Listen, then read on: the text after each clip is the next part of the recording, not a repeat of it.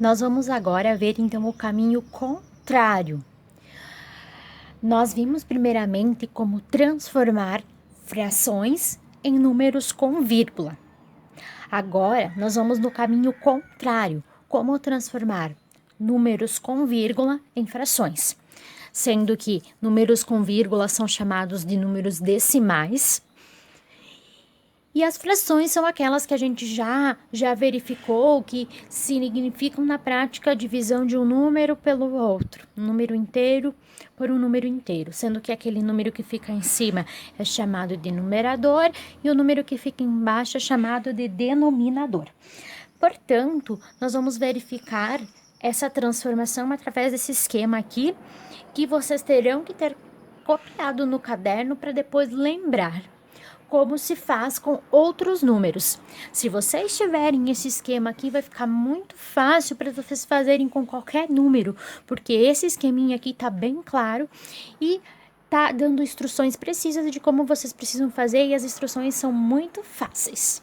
Então, vamos ao nosso exemplo para aprender na prática como aplicar essa transformação, então, de número com vírgula em uma fração. Então, nós temos como exemplo o número menos 0,26. É um número negativo, portanto, a primeira coisa que a gente tem que ter em mente é que a minha resposta vai ser negativa. Então, a fração que eu vou obter aqui como resposta, a primeira verdade absoluta aqui é que ela tem que ser negativa. Para transformar, então, esse número em uma fração, e ainda por cima a gente vai transformar isso aqui em uma fração que ela vai ser simplificada, nós vamos lembrar desse processo que vocês aprenderam lá no 6º ano, e aí a gente vai poder chamar essa fração, além de tudo, de irredutível, porque nós vamos simplificar a fração. Então, como nós vamos transformar numa fração, eu já falei para vocês que isso aqui significa a operação de divisão, né? Então, aqui nós temos a divisão de dois números inteiros. O de cima se chamando numerador, o de baixo se chamando de denominador. Então, para determinar o numerador, o número de cima, nós vamos fazer o que está sendo dado como instrução aqui ao lado. E essa instrução é muito fácil de compreender. Tá falando que nós vamos ter que colocar o número que eu tenho aqui, só que sem a vírgula. Então, pense no número que nós temos aqui. Apaga a vírgula dele. Quando eu apago a vírgula dele, o que vai sobrar, gente? 0,26. 0,26, a gente pode colocar simplesmente 26. Porque esse zero na frente, ele não vai influenciar em nada. E pronto, nós temos aqui o numerador da fração,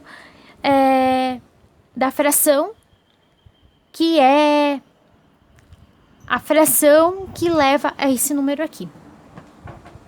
Agora, nós vamos fazer a parte do denominador, que é o número de baixo. O número de baixo, aqui ao lado nós temos uma informação e aqui abaixo outras informações. Então, nós vamos ter que seguir todas. A informação que nós temos aqui no lado é que aqui nós vamos ter que ter uma potência de 10. Nós já estudamos as potências. Então, como que eu obtenho uma potência de 10? Quais são as potências de 10? Então, potência é aquilo que a gente tem um número, né?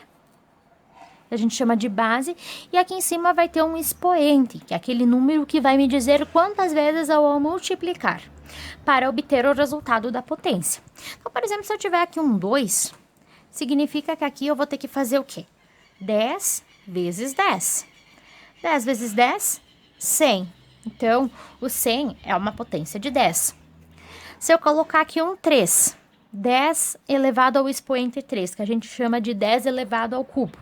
Então, eu vou ter que fazer 10 vezes 10 vezes 10. 10 vezes 10 é 100. 100 vezes 10, 1000. Antes de chegar nessa 10 no expoente 2, tem também a 10 no expoente 1. Que 10 no expoente 1 significa representar o 10 uma vez. Se eu fizer 10 no expoente 4, 10 no expoente 4 vai ser 10 vezes 10 vezes 10 vezes 10. O 10 multiplicado 4 vezes. Todas essas que eu coloquei aqui são potências de 10. Se eu juntar de 2 em 2, 10 vezes 10, 100. 10 vezes 10, 100. 100 vezes 100. Eu vou colocar 1 e vou contar quantos zeros tem. Esse é um método bem prático para multiplicar potências e múltiplos de 10, enfim. Então, aqui vai ter 1, 2, 3, 4 zeros. 1, 2, 3, 4 zeros no resultado. Então, já fizemos aqui várias potências de 10. 10 no expoente 1, 10 no expoente 2, 10 no expoente 3, 10 no expoente 4. Poderíamos fazer mais. Mas o que a gente pode analisar quanto todos os resultados obtidos quanto às potências de 10? Vamos analisar. Nós temos aqui, primeiro resultado, 10. Segundo resultado, 100. Terceiro resultado, 1000. Quarto resultado, colocando pontinho aqui, 10.000. Esses foram os resultados que nós obtemos. O que eles têm em comum? O que a gente pode analisar em relação a esses resultados? Eles têm uma lógica? O que está acontecendo com esses resultados? 10, 100, 1000, 10.000. Uma coisa que vocês já devem ter analisado, que é muito marcante aqui, é que todos esses números aqui começam com o número 1. Notem que todos esses números aqui começam com o número 1. Por isso que o denominador da minha fração, ele sempre vai iniciar por 1. Então, a primeira instrução que nós temos aqui é que nós temos que colocar 1. Então, esse 1 aqui é fixo. A gente sempre vai colocar esse 1. Por que isso? A justificativa está aqui ao lado. Notem que todas as potências de 10, que é o que a gente tem que colocar aqui, uma potência de 10, começam com o número 1. Tá bem claro. Visualmente a gente consegue concluir. E o que a gente pode olhar que é uma segunda característica muito importante de todas essas potências de 10? Olhem que número que nós temos após esse 1. Um 0, 2 zeros, 3 zeros, 4 zeros. Sempre nós vamos ter zeros. Depois do 1, sempre nós vamos ter zeros quando a gente fala de potência de 10. Mas aqui, quantos zeros que eu vou colocar? Será que é fácil de descobrir? É fácil sim. Por quê? Essa instrução aqui está bem precisa, ó. O número de valores após a vírgula vai ser igual ao número de zeros que eu vou colocar aqui.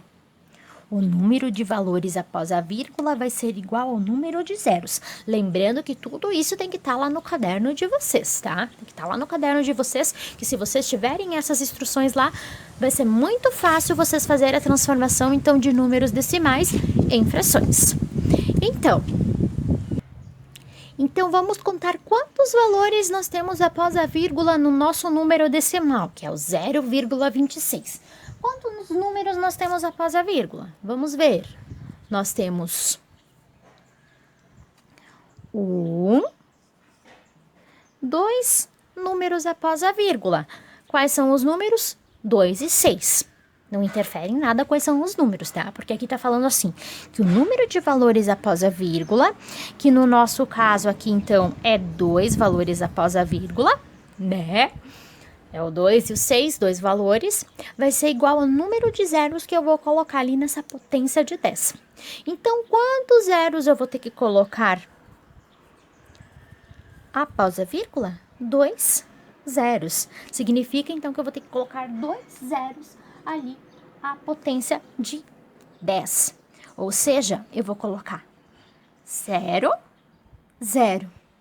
Então, desta forma, eu representei a fração cujo número correspondente decimal é o menos 0,26. Ou seja, em outras palavras, se eu dividir 26 por 100, eu vou obter 0,26. Essa é a fração. Mas eu já falei para vocês que nós vamos ir além. Nós vamos determinar a fração de forma simplificada, um processo que vocês aprenderam muito bem lá nos anos iniciais e também no 6º ano. O processo de simplificação de frações, que aí nós vamos tornar essa fração aqui irredutível, se for possível, e se ela não estiver. Então, vamos ao processo agora de simplificação. Então, a nossa fração é menos 26 centésimos. Como é que eu vou simplificar isso aqui, gente? Pois bem, eu vou ter que encontrar um número que eu possa dividir o 26 e o 100. Ou, em outras palavras, uma tabuada que contenha o 26 e o 100. Tem uma tabuada que tem o 26 e o 100? O que nós podemos analisar entre o 26 e o 100? Eles são números o quê?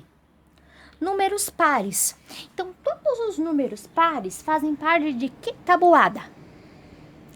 Respondeu corretamente que falou da tabuada do 2. Todos os números pares fazem parte da tabuada do 2. Portanto, aqui, o número que eu posso dividir o 26 e o 100, os dois ao mesmo tempo, e o processo de simplificação consiste em dividir o 26 e o 100 sempre pelo mesmo número. Se eu dividir por números diferentes, eu não estarei simplificando. Para simplificar, o processo consiste em dividir o numerador e o denominador pelo mesmo número. Senão, se eu dividir por números diferentes, eu não vou estar simplificando e também não vou obter uma fração que seja correspondente ao 26 centésimos. Pois bem, então eu vou dividir aqui por 2, que é um número possível aqui. A minha fração, ela continua negativa, tá? Isso nunca vai mudar, até o fim ela vai continuar negativa. 26 dividido por 2, 26 dividido por 2 dá 13.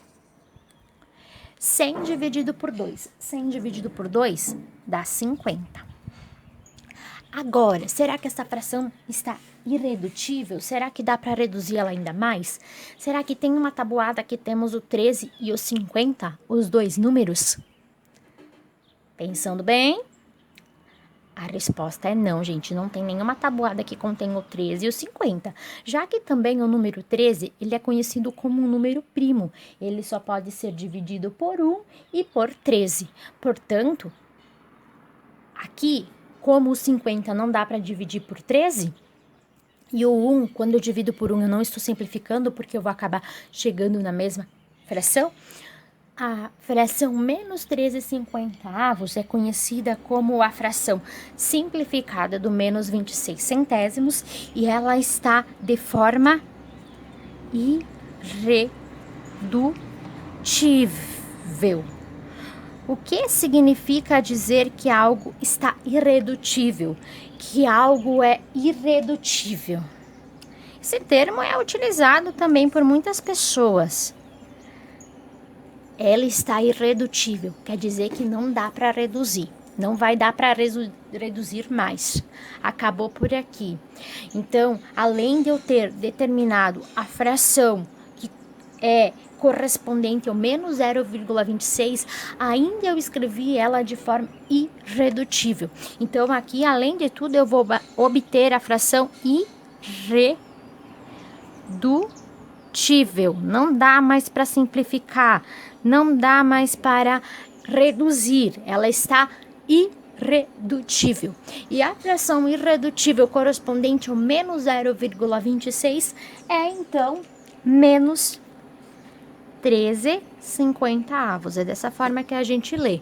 Menos 13/50 é a fração de forma irredutível que corresponde ao menos 0,26. Desafio para todos vocês agora, a tarefa para todos vocês. Vocês vão dividir agora 13 por 50, de acordo com o que eu já expliquei para vocês na primeira parte do nosso roteiro de estudos. E ao dividir 13 por 50, vocês vão obter o 0,26. Isso eu posso garantir para vocês. Então, a tarefa de vocês final agora é mostrar lá no caderno que 13 dividido por 50 dá 0,26. E copiar todos esses passos no caderno que são essenciais para que vocês possam estar fazendo essa transformação de número decimal para fração irredutível para qualquer número decimal.